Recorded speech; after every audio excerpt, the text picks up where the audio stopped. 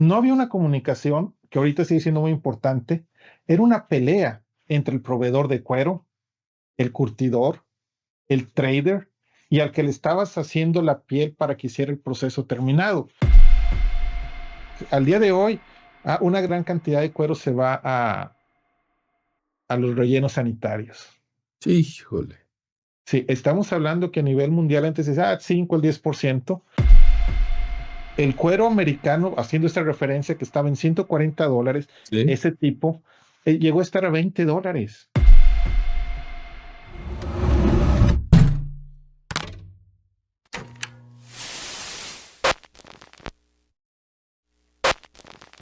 Muy buenas noches, amigos. Nuevamente en un episodio más del Hubiera sí existe.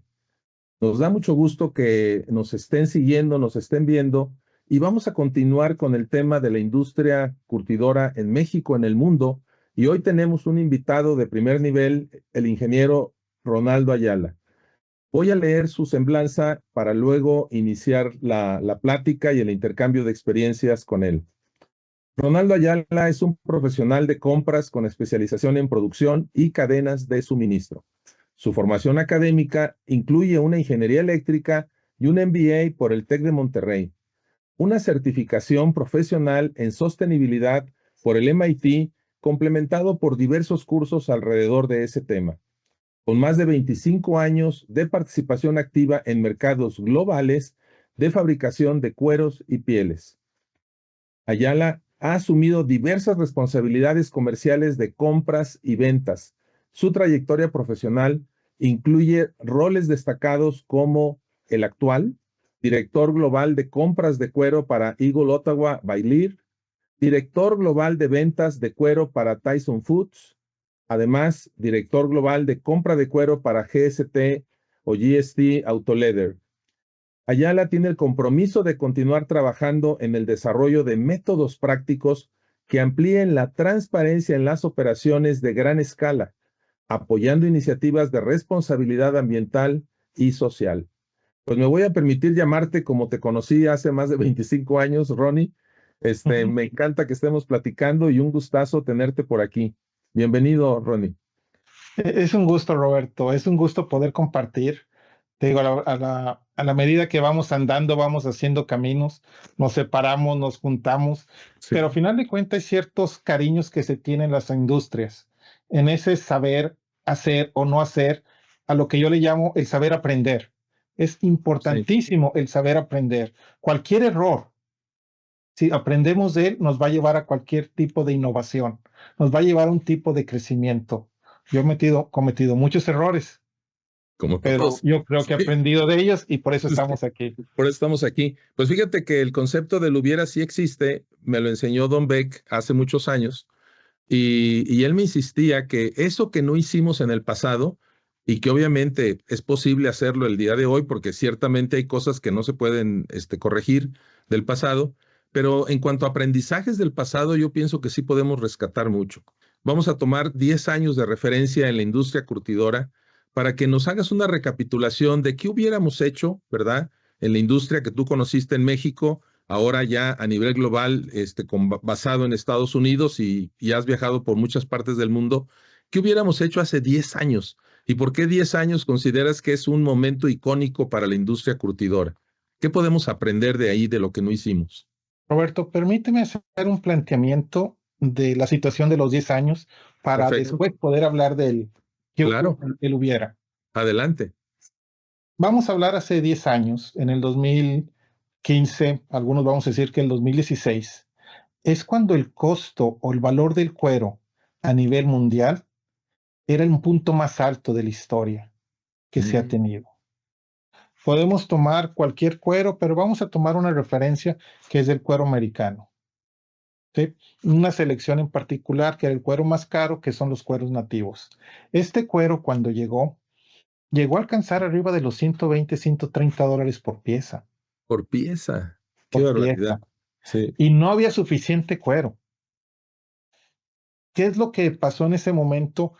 No había suficiente producción cárnica que aportara la necesidad de la piel, porque la piel era considerado un elemento de lujo. Mm. En ese momento se fue incluyendo en muchos otros aspectos mucha generación de piel, pero ahí es donde, bajo este contexto, que fue hace 10 años, por eso quisiera Sí, hubo una serie de sucesos que nos van a llevar a lo que no estamos el día de hoy. ok, perfecto, adelante. En primer suceso, no había una comunicación, que ahorita sigue siendo muy importante, era una pelea entre el proveedor de cuero, el curtidor, el trader y al que le estabas haciendo la piel para que hiciera el proceso terminado. Podemos hablar de calzado, podemos hablar de marroquinería, podemos hablar de tapicería, o podemos hablar de automotriz, no importa. Había una separación. ¿Qué es lo que pasó? Al tener esos costos o ese valor tan alto, abrió las puertas de par en par a los productos alternos. Y en lugar de ver, oye, tenemos que reaccionar, se dio esa entrada y empezaron a aparecer los viniles, los sustitutos, el alcantara, llámese, la gente decía, puede usar un textil, puede usar un vinil, porque el costo del cuero es muy grande. A partir de ese punto, la industria del cuero no se ha recuperado en el valor de la materia prima. Ok, Empezaron las pieles sintéticas, pero lo que yo siento es que en lugar de decir, voy a integrarme desde ese momento, empecé a pelear con mi vecino. Yo, con un volumen pequeño, con márgenes grandes, voy a sostener porque todo el mundo tiene cuero y no hay. El secreto era conocer a quién tenía el cuero. El que tenía el cuero tenía el poder. Dicho de los empacadores, yo tengo el cuero. claro. Sí. Entonces ahí es un punto, pero empezamos a ver esa trayectoria que se dio. Voy a omitir COVID por no meter una complicación no tan importante en este momento, pero empiezas a ver ese desarrollo de sustitutos, ese desarrollo de costos, y podemos ver, vamos a hablar a nivel de México, la cantidad de curtidores que han dejado de existir en estos 10 años, porque la materia prima ya no da con los costos, ya no competimos con los productos alternativos. Y la otra parte que desarrolló en estos 10 años es cuando se empezó a desarrollar en forma más grande el concepto del medio ambiente, de la parte climática. Ahorita le podemos llamar sustentabilidad o está mezclado en muchas cosas, pero hace 10 años aproximadamente es cuando se empezó a tratar ese concepto. Concepto que la industria de cuero, que la industria de piel, no lo abordamos, lo dejamos de lado. Ah, es para alguien más, ahorita quiere mi producto. Ese concepto fue cambiando en términos que quien lo tomó, los tomó para su favor, la industria del petróleo, de los derivados de petróleo, la industria del plástico. Entonces, cuando ya la industria reaccionó, ya empezamos el partido perdiendo. Ya teníamos metas y podemos hablar de los ciclos, los valores de las LCAs o los análisis del ciclo de vida, donde teníamos muy castigado a productos naturales, incluyendo el algodón, la seda, la piel, y no tenía cuantificados muchos productos de origen derivados del petróleo. Entonces empezamos ese partido perdiendo porque no nos quisimos meter en su momento. A grandes rasgos, ese es uno de los momentos para mí, porque esos 10 años y lo que ha transcurrido en esos 10 años son dos. La caída de los precios, el incremento, y el último punto, el tercer punto, es el incremento en la necesidad de proteína a nivel mundial. Para ser sostenible, lo primero que tenemos que sostener es a la raza humana, a La nosotros los alimentación. humanos. Sí, sí, Y sí. hay un requerimiento muy importante de proteína. El ejemplo vamos a poner, si voy a tocar un poquito el COVID, o lo que les pasó en China cuando tuvieron esa pandemia de los animales, de los cerdos, que tuvieron que sacrificar a muchos animales. Se quedaron sin proteína. China abrió sus puertas a importar carne y los chinos ya adquirieron un gusto por la carne. La producción de carne a nivel global aumenta año tras año, año tras año.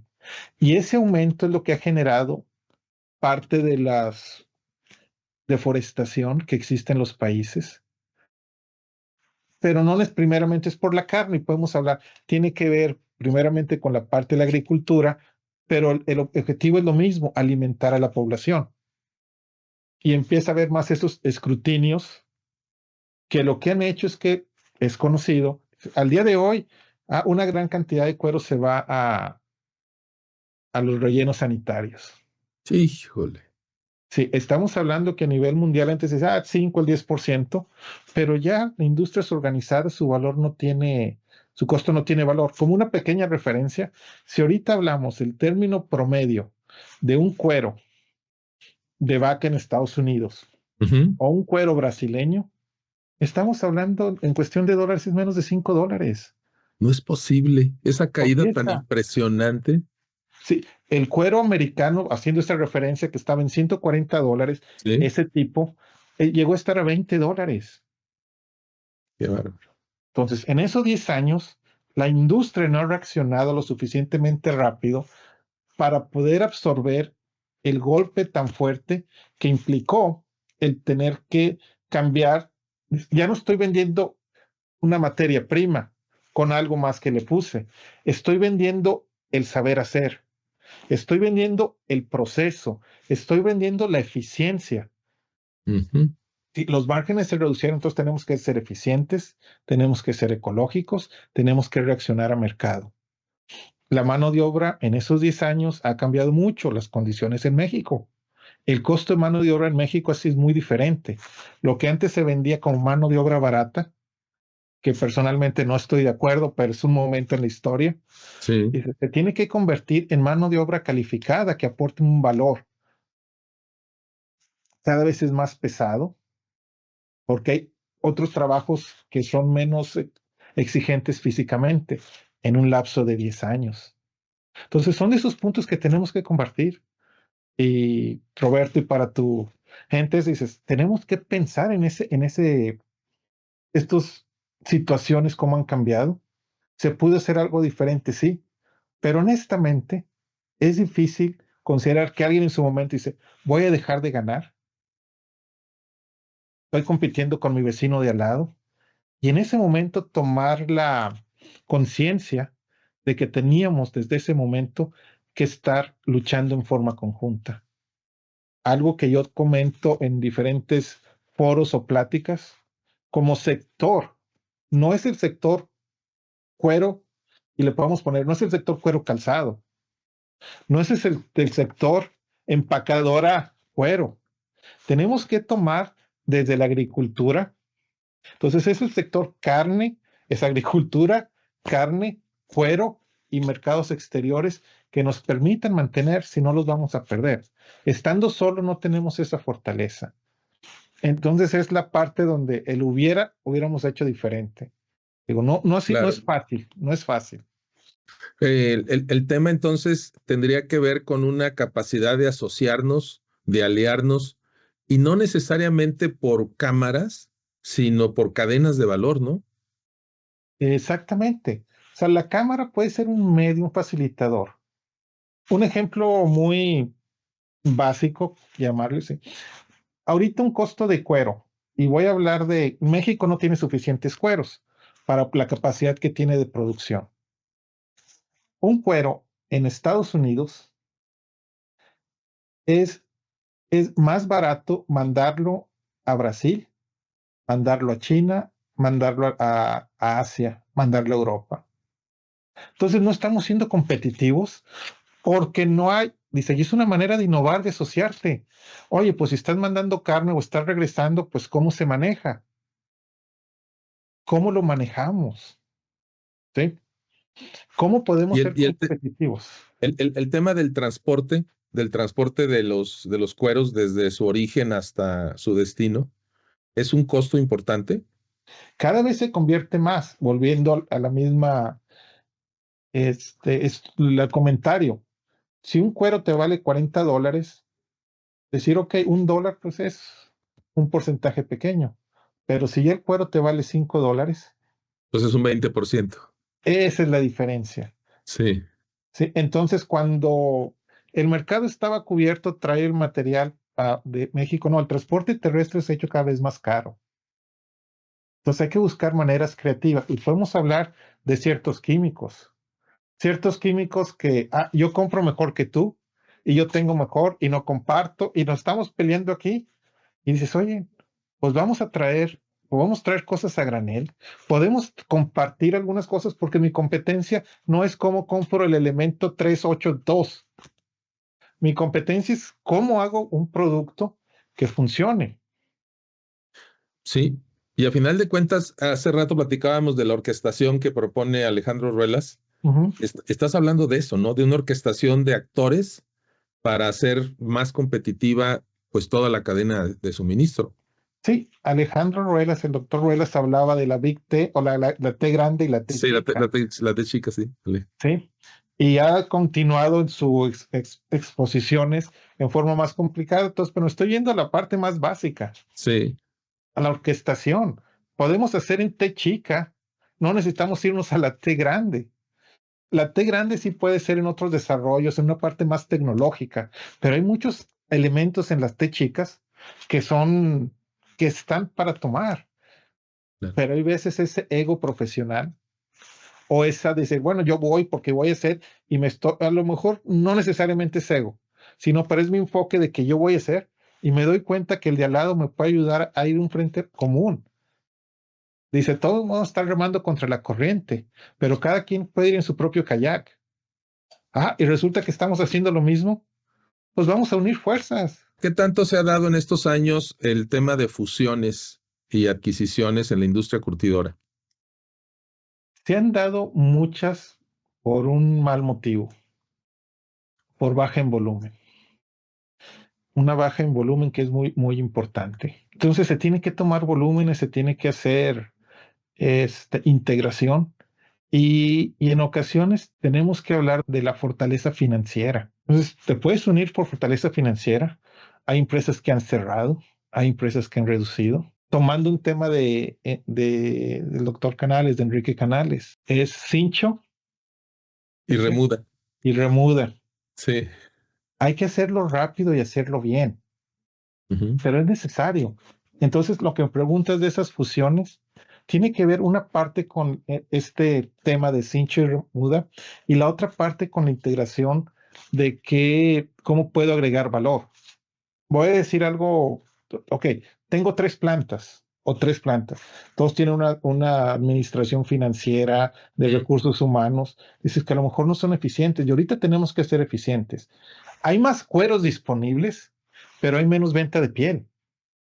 Entonces los márgenes desde mucho del mercado de la piel, como los mercados, vamos a decir casi un commodity, el mercado de piel, están basados en los valores de la materia prima. Cuando la materia prima está tan comprimida, no es lo mismo un 10% del valor de un cuero de $100 que el mismo 10% de un valor de $20. O sea, todo lo que le agregas como químicos y todo el proceso de agregarle valor. Sí, esa es la parte de lo que se va dando. Hay momentos y los márgenes, pues cada vez son más comprimidos.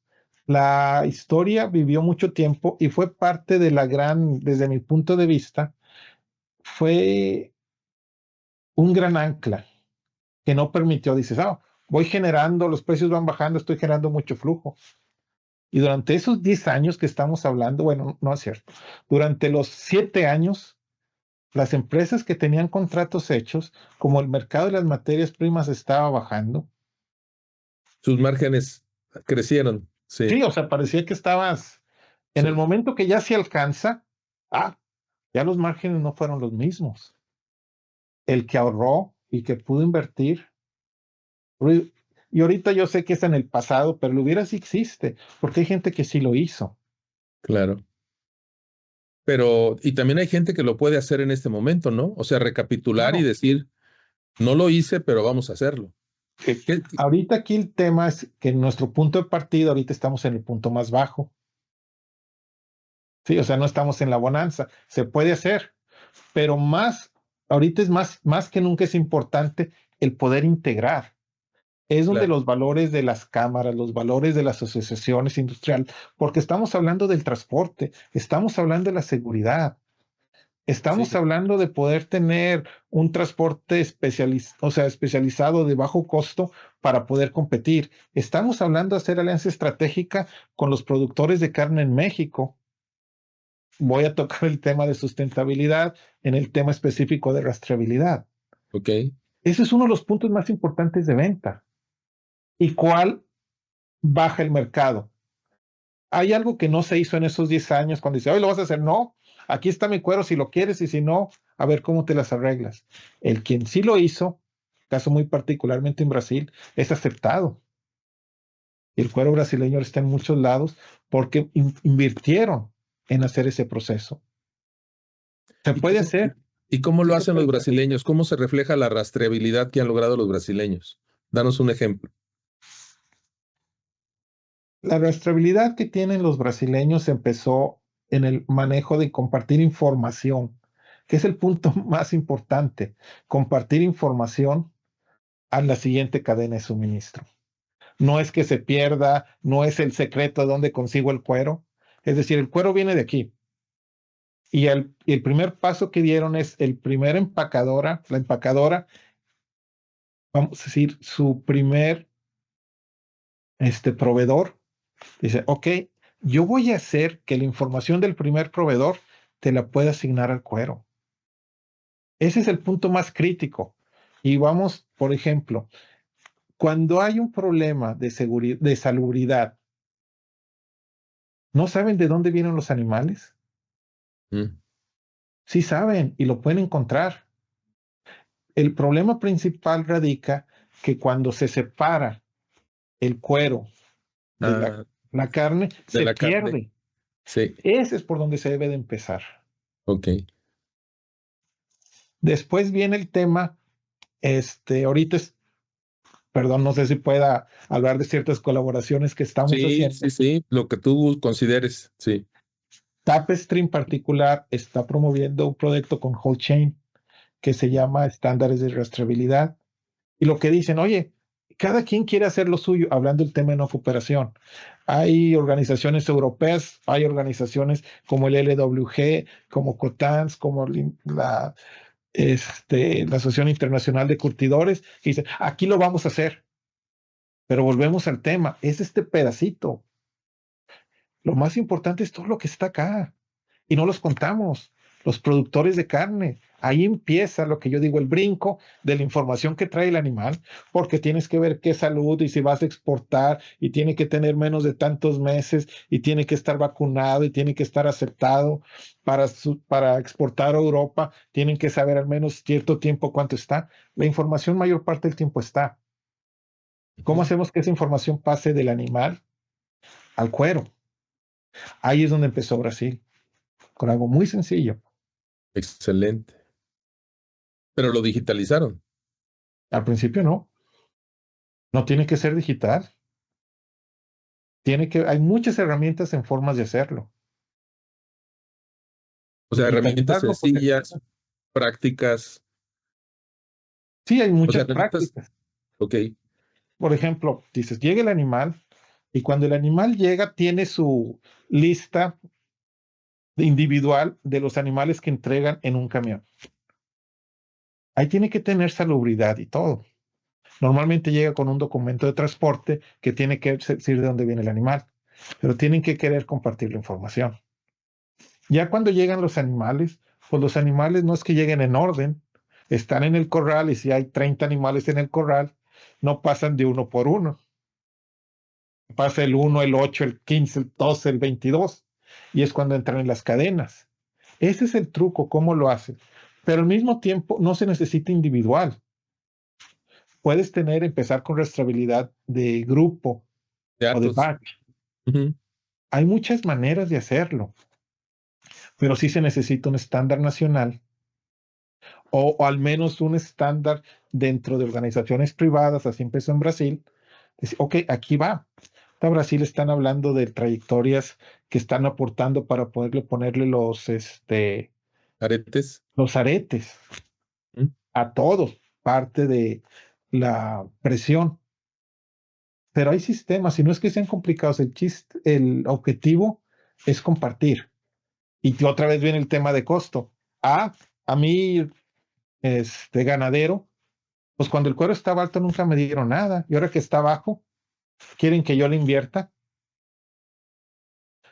Dice, me paga $5 por el cuero, ahora quieres que le invierta $2 por animal. Pues sí, Aquí si se hubiera empezado a hacer esa identificación, desde antes el cuero no hubiera bajado tanto. interesante. Entonces, Porque, sí se puede empezar, pero es cuando partes de esa cooperación. No es decir, yo pongo y aquí está mi lista de cómo quiero que me lo hagas y me lo haces. Es cómo lo hacemos para que integre.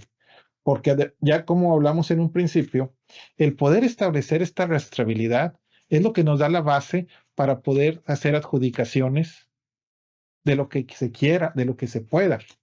Simple y sencillamente viene este animal y este animal no tuvo que ver con deforestación. México tiene un problema de deforestación en la parte del sureste del país. Y clasificaciones ya dejan a México fuera de poder proveer ciertos productos, incluyendo en algunos casos la piel, por el riesgo país que presenta el sureste de México. Y alguien como tú y yo podemos hablar, pero este cuero viene del norte, de Monterrey, de La Laguna, de Mexicali. Pero para alguien que está muy lejos, dice, ok, sí, México es México. ¿dónde está el Sí. papelito? ¿Me lo puedes demostrar? Ujú. No, ok. Yo en mi trayectoria personal y profesional me ha pasado decir, oye, y no voy a decir el país, me dicen, oye, es que país, de aquí está, y el gobierno dice, demuéstrame. No es que el gobierno dice, discúlpame. El gobierno puede decir lo que quiera si yo no tengo el papel, porque esto no se trata de una comprobación de gobierno. Y un caso muy particular, hablando de la regulación de deforestación de la Unión Europea, a EUDR, a alguien le dije, si me muestras que está aceptado por la UDR, puedo ver a ver si podemos si puede ser parte de nuestro suministro. Años y todavía no llega. Esa es la importancia. Son temas que me apasionan, Roberto. Oh, no, qué interesante. Ya, y platicamos antes de empezar que podemos ir identificando segmentos de temas para continuar haciendo otras grabaciones. Este, me quedé pensando, Ronaldo, Ronnie, porque todo esto que mencionas, yo lo alcanzo a ver como una oportunidad enorme de innovar en la industria, en diferentes aspectos. Sí, digo, la innovación entre esa forma de cooperación diferente, intersectorial, que realmente es un sector, para mí es un gran sentido de innovación. Sí, Sí, y va a haber gente que diga, es que voy a innovar y voy a encontrar un nuevo químico y voy a hacer un nuevo sistema. Así surgió el libre de cromo y así surgió sí. la ceolita, igual que el curtido en base de oliva y el curtido de los taninos. Y son pruebas. No significa que todos estén al 100, pero son esfuerzos de tratar de hacer. No todo mundo vamos a poder estar buscando la innovación desde ese punto de vista de la Big Tech, pero hay muchos otros espacios, elementos donde podemos tener esa parte de innovación, pero no estoy de acuerdo, pero sí tenemos que integrarnos. En algún momento cuando hablamos de que para poder innovar, dice, pues no necesitas haber aprendido 30 años de experiencia para estar en esa frontera de conocimiento. Necesitas aprender lo que esas personas vivieron y más ahorita en la época del AI, en Claro, la vida del AI, no te lo va a decir, pero te va a facilitar esa búsqueda. De sí, todos modos se tiene que hacer el esfuerzo. claro. ¿Sí? Más sin embargo, al tema que voy, es que podemos buscar esos temas de innovación que hay en forma conjunta, de esas alianzas, de esas asociaciones, en aspectos que van fuera de nuestra cadena, ¿no? De nuestro sector. ¿Qué ha pasado? ¿Cómo se integraron la cocoa con los de chocolate? ¿Cómo se integró la parte de la piscicultura? Dice, ¿cómo es posible que se pueda determinar el origen de los peces, de los pescados? Impresionante. Y eso es lo que hace Whole Chain. Nosotros profesionalmente me toca participar en este proyecto y está tomado en base de la piscicultura. Y estamos hablando de estándares de dónde se van, pero tenemos que estar abiertos, tenemos que exponernos, algunos de nosotros, las empacadoras, nos toca hacer ese módulo. ¿Cómo innovo? Pues cómo innovo para que el empacador esté conmigo, no en contra mía, que no me vea solo un cliente latoso, sino como somos parte de la solución, parte que le vamos a poder dar esa circularidad. A final de Claro. cuentas, y un ejemplo muy burdo, pero no sé, ¿te gusta el duro? El chicharrón de puerco, Sí, ¿no? sí, sí, sí. ¿Y qué es? La piel del animal. Así es. ¿Has probado chicharrón de vaca? No.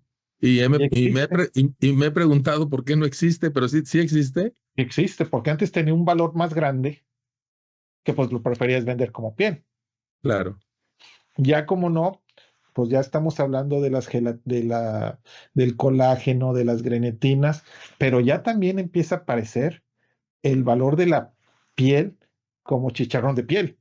O vamos a, Sí, sí, sí. Sí, chicharrón de y vaca. comercialmente lo puedes encontrar en países industrializados, pero también lo encuentras en bandas. No quiero hablar en forma Sí. negativa vamos a decir, de África, pero ellos te llevan contenedores para acá servirlos, orarlos y comérselos, nomás le quitan el pelo. O aquí viene otra parte que, te digo, yo me puedo estar hablando de este Sí, tema sí. Tú dale, tú dale. podemos estar hablando del tema, dices, la importancia de cómo vamos a innovar. Antes nuestros sistemas estaban preparados para hacer piel. Pero ya las empresas, más empresas dicen, bueno, no sé qué voy a hacer hoy, no sé cuál va a ser mi mercado. Entonces debo de aprender a tener la flexibilidad de poder innovar en el proceso que lo pueda mandar a 3 mercados sin aviso previo. Ah, lo voy a mandar a la gelatina, a la grenetina, al Cosméticos. colágeno, Los cosméticos también usan mucho de estos subproductos, ¿no? ¿sí? Que es esta parte de la gelatina o lo puedes usar, dice, lo voy a hacer proteína y la vendo como proteína animal. ¿Cuántas botellas hay ahorita de proteína que se venden Sí, el cuero en sí, la piel, está llena, es por colágeno, proteína, condimentos, condimentos para que otros productos sepan mejor. Pero si no tengo esa flexibilidad, pues solo me estoy yendo con un mercado que el día de hoy está decayendo. de hecho, déjame comentarte algo que platiqué hace un par de meses con curtidores aquí en León. Les decía que les conviene, es un punto de vista personal, no verse como curtidores, porque dicen, yo soy curtidor, ¿sí? Los zapateros dicen, yo soy zapatero. Si tú te ves como empresario, se te abren un mundo de posibilidades, ¿no? Sí, Porque el que vendas a otro segmento de mercado y dejes de curtir, no significa que dejas de ser empresario. Bueno, pues ahorita de lo que se trata es aprovechar ese nicho y capitalizarlo, como tú dices, tener la flexibilidad de moverme hacia un nicho, hacia otro, que están moviéndose en el tiempo. exactamente, estoy completamente de acuerdo, Roberto. Y hay temas que estamos hablando de empresarios y en ocasiones mi sentir es que cuando toma el empresario dice, yo solo con otro empresario. ¿Sí? Hay muchas compañías que empezaron con empresarios, que hay empresarios dentro de las compañías como empleados, pero tenemos esa mentalidad. Sí, Entonces, no nos asustemos o no hagamos esa diferencia. Es la mentalidad de empresario la que nos debe de sacar ahorita, independientemente, en mi caso estoy en una compañía grande, pero eso no se me olvida y es claro. importante. O al que tiene la microempresa, la mediana, la grande. Si una grande tiene, pues tiene gente de confianza, ¿sí? Vamos a hablar, en tu caso, como un consultor, Ujú, pues es importante que sigas soportando y teniendo esa mente de empresario, claro. porque no es como podemos integrar. Fíjate, me gustaría que para cerrar este capítulo, este primer capítulo que me encantó tu ofrecimiento y seguramente a nuestra audiencia también le va a gustar, eh, ¿cuáles serían esos 5, 6, 7 rasgos de un colaborador que tiene mentalidad de empresario, un intrapreneur, ¿verdad? o un empresario que ya tiene su empresa, pero ¿cuáles son esos rasgos de ser empresario que nos estarían faltando y que valdría la pena cultivar? Sí, ok. Ahora sí que dices, no estaba preparado, pero Sí, deja trato así de sacas ponerlos la así lista. en improviso, ¿no? Dices, Sí, uno, hay una mentalidad que yo considero que dice, ¿sabes qué? Hay que fallar rápido. Es decir, un empresario, pues siempre hay un riesgo, pero el riesgo tiene que ser medido, ¿sí? Y entre más rápido te des cuenta, lo puedes hacer. Número dos, tenemos que tener una visión de integración al día de hoy. Pueden ser sistemas que eran anteriores en forma diferente, pero se tiene que tener este, esa visión a mediano plazo. Ya a largo plazo ya no cambia sí, mucho, pero no, o sea, tenemos que tener ese esfuerzo, tenemos que saber interrelacionarnos, porque es cada vez más difícil hacerlo solos. Esa cooperación es completamente importante. Entonces estamos hablando de cooperación e interrelación. Esa mentalidad de que voy a desarrollar y tengo que fallar rápido, o sea, para no quedar en un hoyo, ¿sí? Tenemos que tener esa capacidad, alguien dice como el visionario, tenemos que poder vender una idea, un concepto, poder emocionar, generar una emoción. La emoción sigue siendo súper importante en los valores. Tenemos que saber las relaciones interpersonales. A veces dices, oye, pues te toca ser jefe o te toca decir, sí, pero ¿cómo la manejas sin ser autoritario? claro. Sencillamente, últimamente se ha hablado de ciertos sistemas de que dicen, oye, yo soy un líder sirviente, ¿no? O soy un líder. Sí, en ese tema dices, ¿cómo le hago para generar tanto externa como internamente esa emoción, esa cooperación, esa comunicación? Tenemos que ser excelentes comunicadores. Y también tenemos que ser muy buenos en los costos. Eso te iba a preguntar en la parte financiera de costos. O sea, no importa si eres empresario, es tu dinero, es tu futuro, pero también como empleado, si tienes esa mentalidad, sabes que tarde o temprano, si no cuidas los fondos, la empresa, o no vas a estar tú en la empresa o la empresa no va a estar. Pues así es, así Entonces de estamos fácil. hablando, tienes que tener cuidado con los fondos, tienes que manejar relaciones, esa comunicación externa, interna, y tienes que saber arriesgar en forma rápida o tener una reacción rápida. Son los principales puntos que yo consideraría. Dos preguntas más. Hablaste de un mediano plazo. ¿Qué consideras tú un mediano plazo? Un mediano plazo son 3 años. 3 años. Y el concepto de estrategia, ¿cómo ha venido evolucionando, mutando desde tu punto de vista? Prácticamente tu carrera la empezaste en un área de estrategia in vitro, hace ya no sé Sí. cuántos años, ¿verdad? Pero ¿cómo ves la estrategia ahora en estos tiempos tan cambiantes? Mira, a mí cuando me tocó tocar la estrategia, cuando empecé me tocaron tocar diferentes conceptos y estábamos hablando, antes la estrategia era más rígida. Los medianos plazos estabas hablando de 5 o 10 años. Ujú. No había tanta comunicación, no había tanto interrelación de mercados. La estrategia es cambiante. Aunque diga que es de 3 años, la estrategia nos debe de llevar, dice, es ver el mercado y para dónde vamos. Voy a decir dices, ok, voy a buscar movilidad, ¿sí? En mi caso particular, bueno, es con combustión interna, es con eléctrico, es con hidrógeno. Dices, ok, no, si la empresa está haciendo asientos, pues ver qué asientos genera cada uno. Y cada tiempo lo vas estructurando en base a las innovaciones que existen alrededor de uno. Es por eso que ahorita la estrategia ha cambiado de ser un ciclo en ocasiones de seguimiento. La estrategia no es el seguimiento a los resultados. Eso hay que separarlo. Esa es una eficiencia operativa. Una Y ejecución, sí, siempre debe de estar, estás ejecutando. claro. Estrategia no significa cambiar cada año. La estrategia significa revisar tu medio ambiente cada año para tomar decisiones en base a ellos, en base a tu estado actual y tu proyección. Es un error cambiar sin haber terminado ciclos, Ok. pero el ciclo que hagas tienes que estar al pendiente y podemos ir a cosas tan básicas como Porter. O podemos estar hablando de cosas de otro tipo de conceptos como el Spiral Dynamics. No importa, los puedes ir integrando. Tienes que estar atento. El mundo cambia muy rápido. Esa es para mí la principal diferencia de la estrategia del pasado, la estrategia El pasado, actual. el presente. Pues excelente, Ronnie. Te agradezco muchísimo este espacio que nos diste en tu agenda. Y ya a través de WhatsApp nos coordinamos para ir definiendo temas, fechas. Y como te dije, te voy a invitar también a esta experiencia fabulosa que estamos teniendo Mauricio Durán, David Canales y tu servidor, recopilando ese legado que nos dejó Enrique Canales, a quien tú también conociste.